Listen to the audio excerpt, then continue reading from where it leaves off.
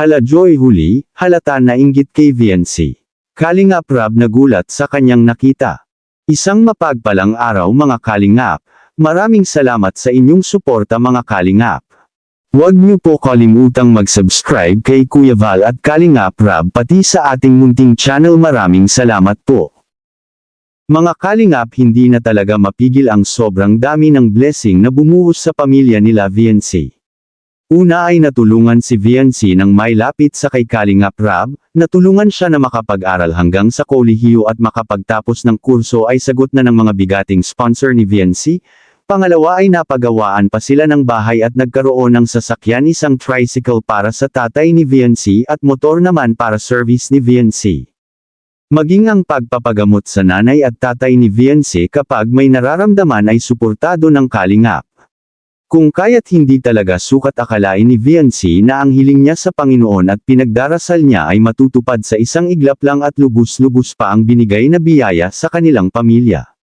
Kung ating pagmamasdan ng dating buhay nila VNC ay napakalungkot dahil nga masyadong kapos sa budget para sa mga araw-araw nila na kailangan ay kinukulang talaga, kaya nga umi-extra pa si VNC na maglaba upang makatulong na mairaos ang pang-araw-araw nila na gastusin.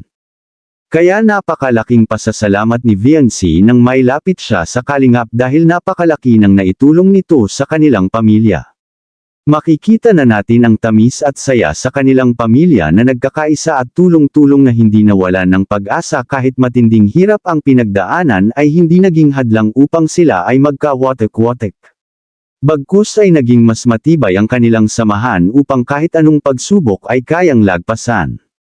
Sa ibang bahagi mga Kalingap, sa pagdiriwang ng kaarawan ni VNC ay nahuli si Joy at hindi niya maitago na inggit siya kay VNC. Habang lumalapit kasi ang nanay at tatay ni VNC ay kasama nito ang mga kapatid niya upang makayakap si VNC at maipadama kung gaano siya kamahal ng kanyang pamilya. Nang mahagip ng kamera si Joy ay hindi niya alam na siya pala ang binibidyuhan at wala siyang kamalay-malay na sa kanya pala nakatutok ang kamera. Kitang-kita sa ekspresyon ng kanyang mukha at ang kanyang mga mata ay unti-unti lumuluha habang nakatingin kay VNC na yakap-yakap ang tatay at nanay ni VNC pati ang mga kapatid niya. Sa puntong ito ay naramdaman ni Joy ang pagkainggit kay VNC. Lilinawin po natin, hindi inggit bilang pagkainggit sa mga material na bagay kundi inggit po dahil sa tunay na pagmamahal ng isang magulang at kumpleto pa ang pamilya ni VNC. Dahil nandyan ang nanay at tatay ni VNC na laging nandyan para gabayan siya. At kasama ang buong pamilya na magdiwang sa napaka-espesyal na kaarawan ng kanyang kapanganakan.